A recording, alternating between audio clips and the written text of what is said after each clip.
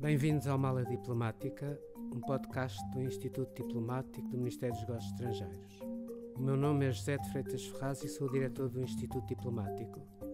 Neste espaço vamos conversar com diplomatas e outras pessoas ligadas à política externa para conhecer melhor tanto as suas experiências de vida como diversos temas da política internacional.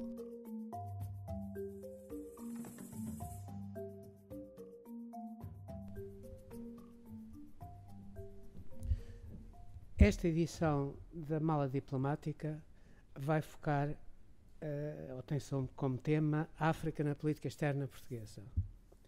Ao comemorar os 50 anos do 25 de Abril, é incontornável abordar a relação de Portugal com as suas antigas colónias. A política de Estado Novo via a manutenção das províncias ultramarinas de Portugal em África como garante da soberania de Portugal. Esta posição tornou-se progressivamente insustentável numa conjuntura internacional logo a seguir à guerra, quando se começam a verificar a progressiva independência dos países africanos e, com isso, o aumento da pressão internacional sobre o regime português. Internamente, a oposição à guerra colonial foi o principal catalisador da Revolução. Uma das principais bandeiras do programa do MFA foi a descolonização. Nos 18 meses seguintes à Revolução, à exceção de Timor e Macau, todas as colónias alcançaram a independência. Nasceu aí o primeiro grande desafio externo de Portugal, a definição da sua política em relação à África e a relação com os novos Estados independentes. Ao longo das últimas 5 décadas, a África nunca perdeu a sua centralidade política na política externa portuguesa, seja através das fortes relações bilaterais, seja ao nível da cooperação multilateral no seio da comunidade de países de língua portuguesa, mas igualmente no seio da União Europeia. Para abordar este tema temos connosco hoje a embaixadora Rita Laranjinha, que é diretora-geral do Departamento de África do Serviço Europeu de Ação Externa desde dezembro de 2020. É licenciada em Relações Internacionais pelo Instituto Superior de Ciências Sociais e Políticas na Universidade Técnica de Lisboa, tem o Diplôme d'études européennes approfondies en sciences politiques et administratives do Colégio da Europa e é diplomata desde 96. Já desempenhou funções em missões em Madrid, Luanda e também foi embaixadora em Copenhaga. Rita, seja bem-vinda à Mala Diplomática. Muito obrigada, muito gosto de estar aqui. O continente africano foi o berço do movimento que em 74 pôs cobro ao regime autoritário em Portugal. Quais foram os principais desafios enfrentados por Portugal na sua redefinição de relações com a África na sequência do 25 de Abril e no início do processo de descolonização?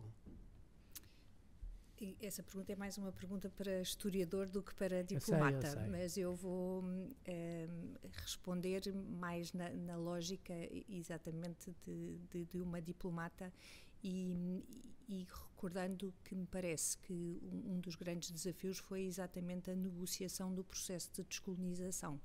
No momento, como o Sr. Embaixador disse, em que Portugal estava muito a destempo, em que os outros processos de descolonização já se tinham feito e em que o regime tinha insistido em persistir na lógica colonial em vez de perceber que a descolonização já tardava em ser feita. Portanto, esse é seguramente essas são seguramente foram negociações complexas, até porque havia fações com perspectivas diferentes sobre como fazer a descolonização, com maior ou menor urgência, com também movimentos de libertação que tinham linhas políticas e objetivos distintos e que foi preciso acomodar. Ao mesmo tempo em que se faziam essas negociações era preciso tentar retomar a confiança com as elites africanas, com as administrações africanas na área política e ao mesmo tempo também com as populações africanas. Portanto, foi seguramente um desafio particularmente difícil no momento em que também em Portugal era preciso reconstruir ou construir a democracia e, portanto, seguramente tempos desafiantes. Eu já percebi que não gosta, mas de qualquer forma eu queria voltar um bocadinho atrás, na medida em que, quando eu entrei para o Ministério, os colegas mais velhos que já cá estavam falavam muito, e eu entrei já depois do 25 de Abril, eles falavam muito digamos, do tempo em que alguns deles, por exemplo, tinham estado nas Nações Unidas e falavam muito do isolamento de Portugal e das dificuldades que eles tinham como diplomatas em, obviamente, seguir as indicações do governo e tentar romper esse cerco na realidade. Tem ideias dessas conversas com colegas mais velhos?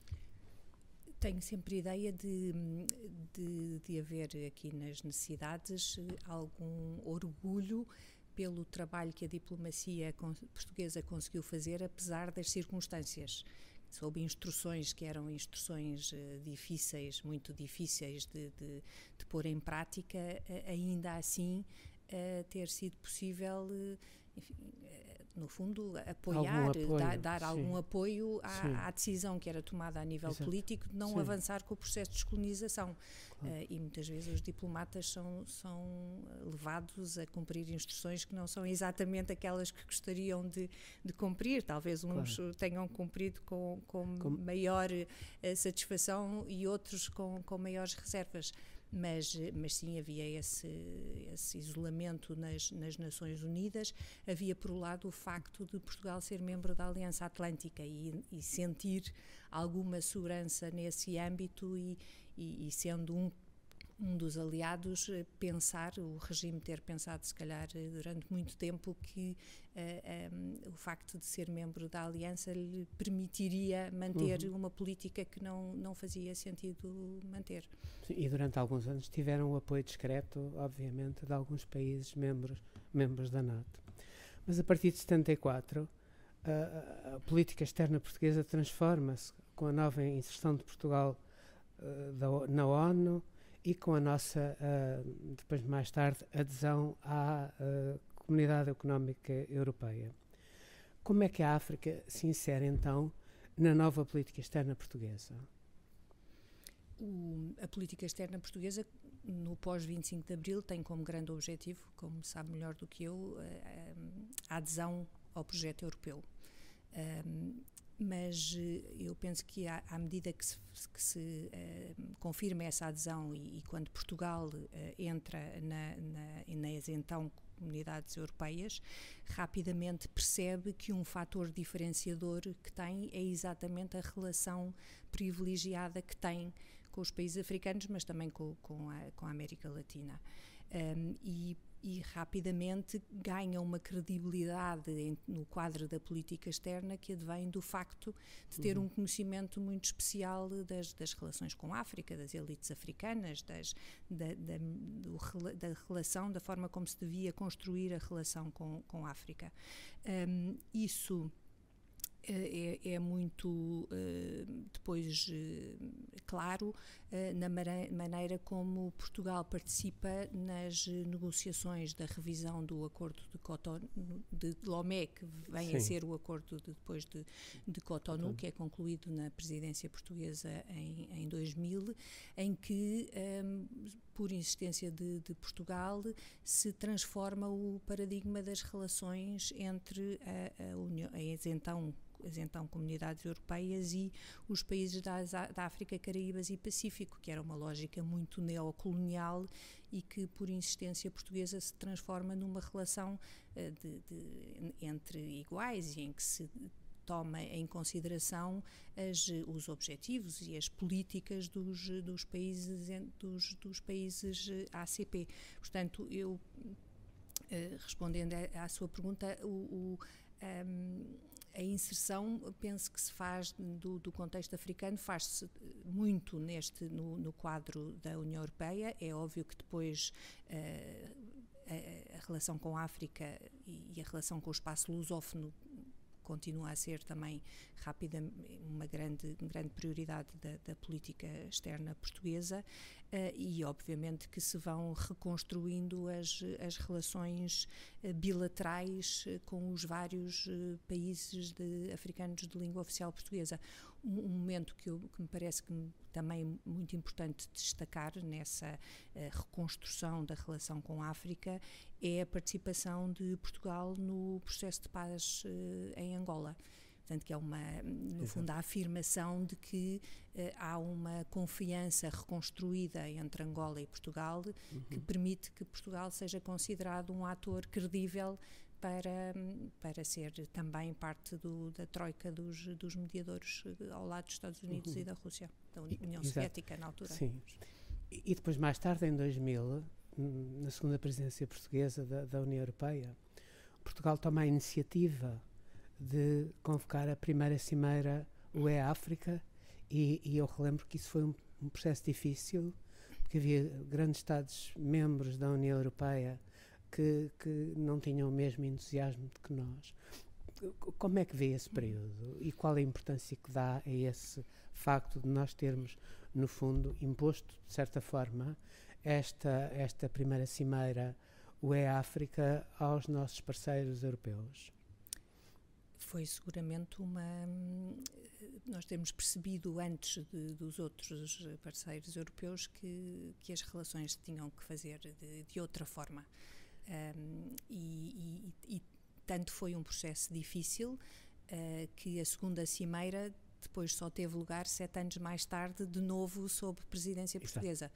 Portanto, foi uma enfim, construção desse novo tipo de relação, muito na lógica do que tinham sido as negociações do Acordo de Cotonou.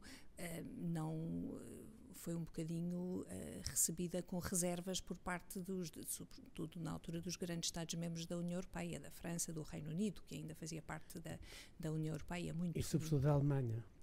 E também da Alemanha, exato. Alemanha, sim.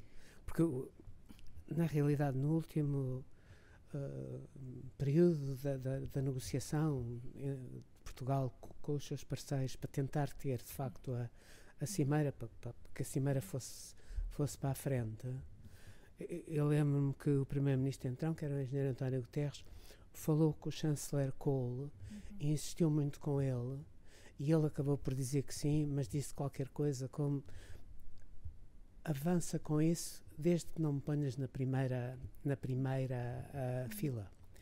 De qualquer forma, ele acabou por ir ao Cairo para essa cimeira, e mais tarde nós vimos, já com a última chanceler, que a Alemanha tinha finalmente percebido a importância internacional da África e o peso que a África tinha nas relações internacionais e a necessidade que a Europa tinha de se aproximar da África. Concorda com isto? Concordo, sim, plenamente. E eu agora, nas minhas funções no Serviço Europeu da Ação Externa, uma das funções que ocupo é a de negociadora principal na preparação, fui a negociadora principal na preparação da última cimeira entre a União Europeia e a União Africana, em fevereiro de 22. E é muito interessante ver quando nós vamos buscar os textos que foram preparados na altura da cimeira em 2000 e na altura da cimeira em 2007, como já nessa altura nós tínhamos identificado muito bem os grandes desafios. Claro.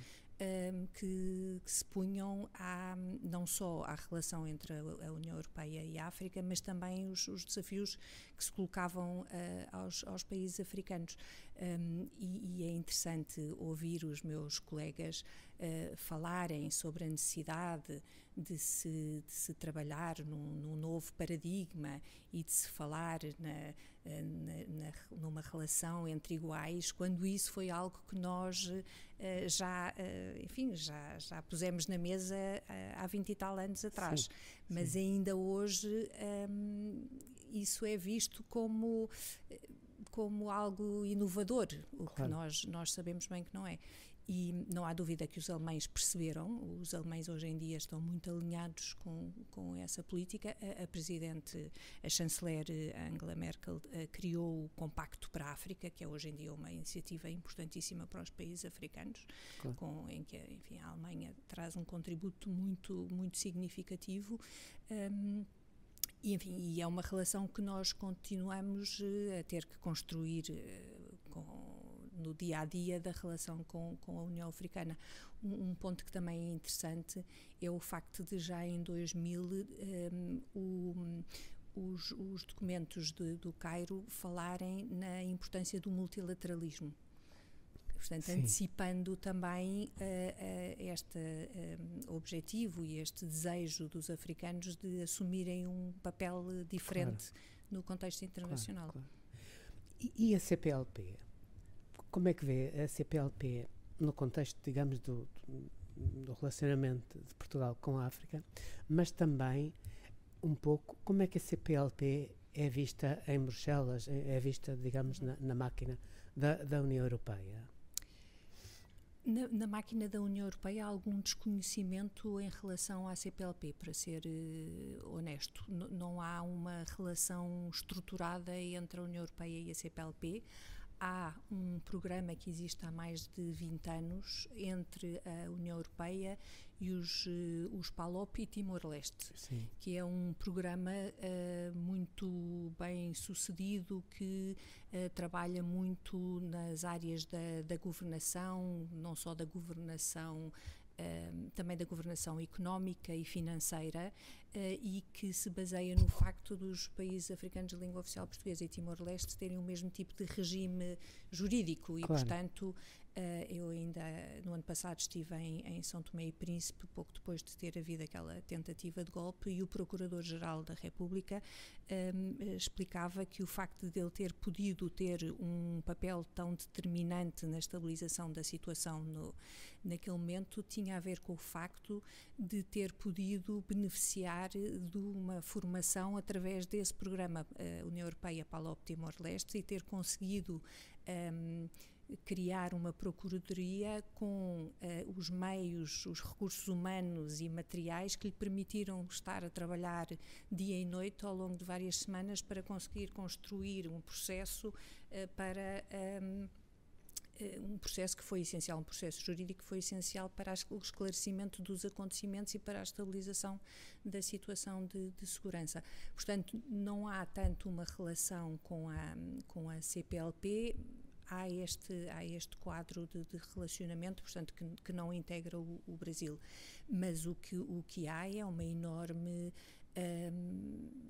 interesse e curiosidade por parte de muitos Estados-membros da União Europeia pela CPLP. Muitos deles são observadores da CPLP hoje em dia, não é? E eu não paro de ouvir colegas meus em Bruxelas dizerem que também eles agora vão ser apresentar candidaturas à CPLP. Portanto, há algum reconhecimento de que é um espaço de concertação que é muito sui generis, porque reúne à volta da mesa não só um país europeu, como países africanos, como o Brasil, o Timor-Leste. Portanto, à volta de uma mesa em que se consegue conversar, tem-se o mundo representado, e isso é realmente uma enorme riqueza da CPLP. Neste momento, um dos grandes desafios que a África enfrenta é a questão, no fundo, da paz, as dificuldades que existem desde a intervenção da Rússia e dos movimentos islâmicos radicais no continente.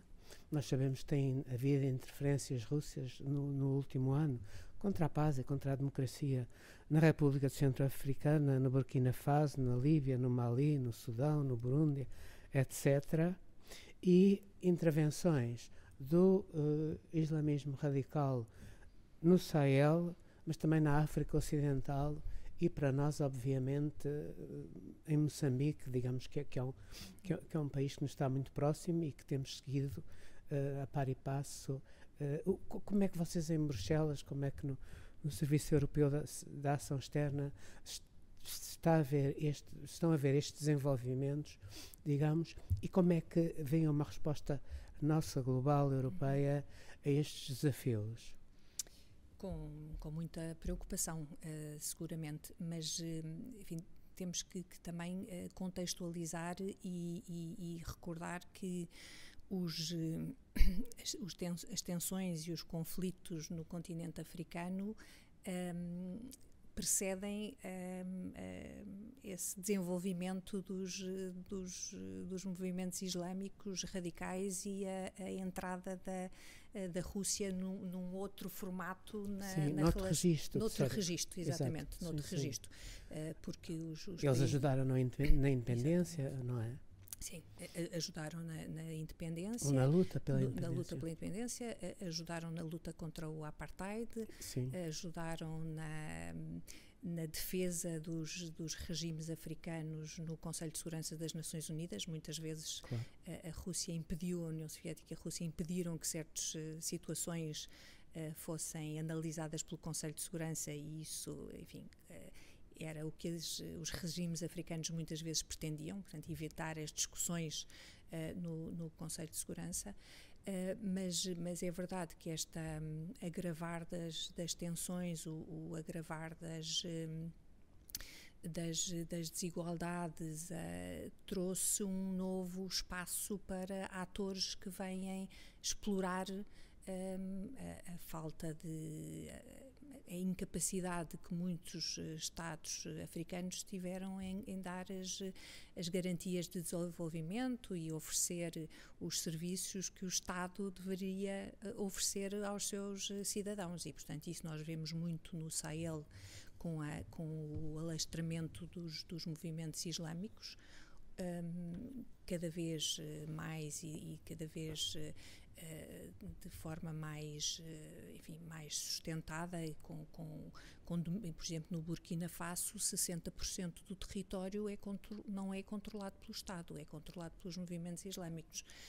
Portanto, estamos numa fase em que realmente há uma incapacidade por parte de muitos países africanos em encontrarem os modelos certos para dar resposta às necessidades das suas populações, e em que depois, em resposta à entrada desses movimentos islâmicos, são feitos golpes militares na tentativa de dar uma resposta mais musculada a problemas, enfim, que se prolongam e incapazes depois também, é o que se tem constatado, de estabilizar as situações de segurança, porque o que nós vemos no Sahel, as várias lideranças militares que já estão, que já há mais de 3 anos dominam aqueles governos, não foram capazes de melhorar em nada a situação de segurança. A Rússia também aproveitou o espaço e aproveitou através da Wagner e agora Africa Corps e destes organismos especiais de segurança, como alguns lhes chamam, para enfim, criar um modelo de segurança, mas que na verdade não tem eficácia absolutamente nenhuma, que não seja a de proteger as elites no poder. O que nós vemos, por exemplo, na República Centro-Africana é que a Wagner, sobretudo, protegeu o presidente Touadéra das tentativas dos grupos armados de controlarem Bangui, e depois explora os recursos naturais na República Centro-Africana e faz violações terríveis de direitos humanos nas zonas que controla. Portanto, é um modelo que é obviamente, enfim, que não beneficia em nada as populações. Eu penso que começamos a notar na interlocução que temos com esses países essa constatação. O presidente Touadéra percebe que não encontrou uma solução sustentável com aquele modelo. As populações no Sahel percebem cada vez mais que que as violações terríveis de direitos humanos perpetradas por aquelas pela Wagner são inaceitáveis, claro. e que não trouxeram mais segurança do que anteriormente. Portanto, eu penso que a prazo se vai perceber que estes modelos não são sustentáveis, mas ainda demorará seguramente. Nós enfrentamos também, ou vemos, estamos a assistir a uma situação também complexa em Moçambique. E eu julgo que a nível da União Europeia, neste momento existe um debate, porque há uma série de Estados-membros que gostariam que a União Europeia também fizesse uma assistência de meios letais, de armamento. Como é que está esse debate?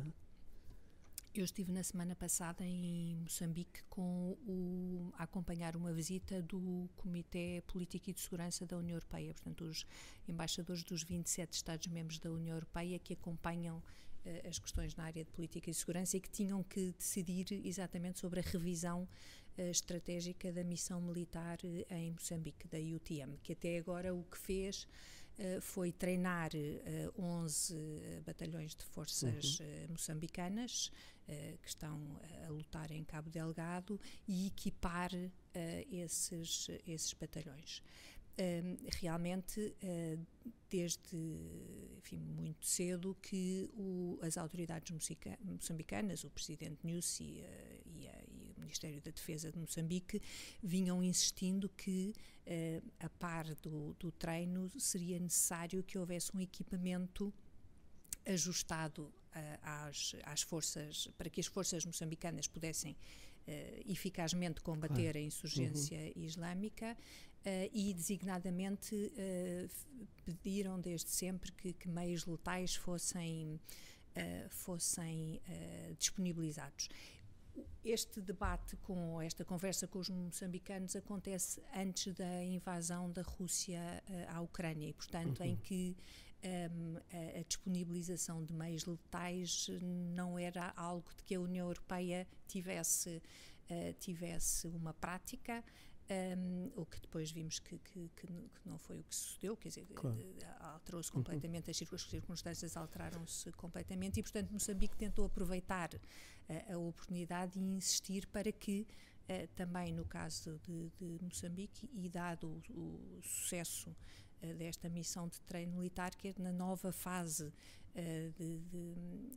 na nova missão de apoio militar, se fossem disponibilizados esses meios.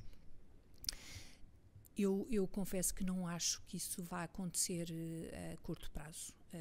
Ainda há, por parte de muitos Estados-membros da União Europeia, preocupações nesse âmbito, preocupações que têm a ver com a credibilidade da União Europeia, com o receio de que meios letais que sejam postos nas mãos, e não, isto não tem necessariamente a ver com Moçambique. Nós temos que pensar que isto abriria um precedente, claro, na relação da União Europeia com os seus parceiros. Portanto, não podemos pensar que isto seja uma questão que tem necessariamente a ver com a preparação das forças moçambicanas. Tem a ver com o facto disto significar uma mudança de paradigma, claro, na relação da União Europeia com os seus parceiros, e há efetivamente ainda um receio de disponibilizar meios letais.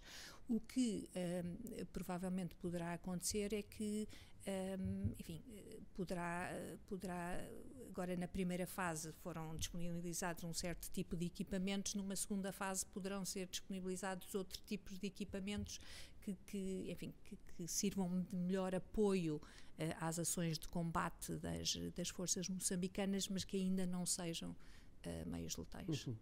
Mas é, no fundo, um debate que prossegue, não é? Que sim, é um debate que vai prosseguir, e é um debate que Portugal também está a insistir a pôr em cima da mesa, e que está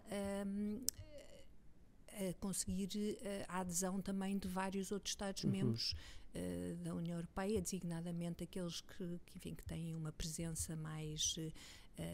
uma maior presença em África. Exato. E que, portanto, que percebem que em muitos cenários apoiar forças que depois não têm os meios para combater acaba por não ter o claro, êxito que poderia ter. Claro.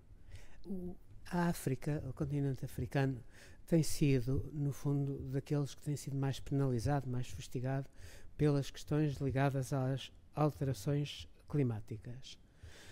Na COP28 em Doha restaram-se alguns avanços no que respeita ao financiamento, à transição energética, mas há muita gente que diz ou que escreve que o nível de financiamento que se conseguiu ficou bastante aquém das necessidades. Do ponto de vista de Bruxelas, do CI, como é que veem este problema? Enfim, os nossos parceiros africanos recordam-nos muito regularmente essas promessas que foram feitas, não só agora no Dubai, mas em COPs anteriores.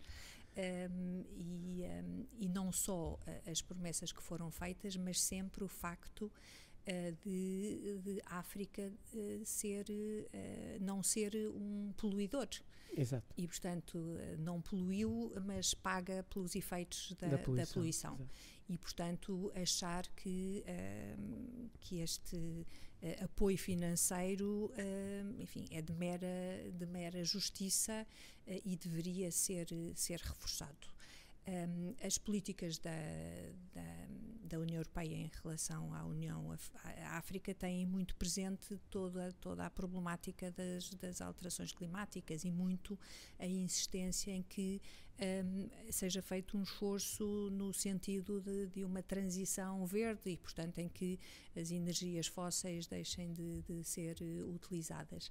E é um debate muito difícil com os nossos parceiros africanos, porque o que eles dizem é que as necessidades de desenvolvimento que têm são tais que nesta fase eles precisariam ainda de utilizar as energias fósseis para poder dar resposta às enormes necessidades que ainda existem. Quer dizer, para recordar, 600 milhões de africanos não têm acesso à eletricidade e, portanto, as necessidades são gritantes. Quando negociamos os documentos finais da Cimeira entre a União Europeia e a União Africana em fevereiro de 22, o último parágrafo a ser fechado foi exatamente o parágrafo que dizia respeito a esta problemática das alterações climáticas e do apoio que a União Europeia podia dar no domínio energético. Para a invasão da Rússia à Ucrânia e a crise energética que se seguiu e o facto de ter havido uma alteração dos parâmetros da política energética europeia nesse momento criou-nos ainda maiores dificuldades, porque o que os nossos parceiros africanos dizem, não nos compreenderam quando nós explicámos que as circunstâncias exigiam que nós tivéssemos um modelo energético específico.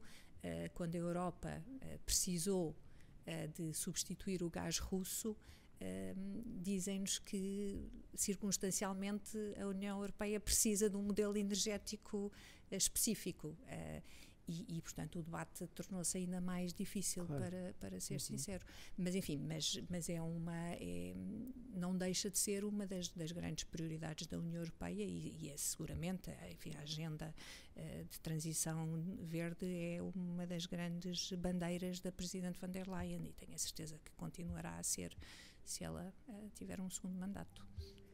Embaixadora Rita Laranjinha, muito obrigado pela sua participação. Muito obrigada, muito gosto. Obrigado por ter ouvido este episódio da Mala Diplomática, um podcast do Instituto Diplomático do Ministério dos Negócios Estrangeiros. Siga-nos no Spotify, no YouTube do Ministério e no portal do Instituto Diplomático.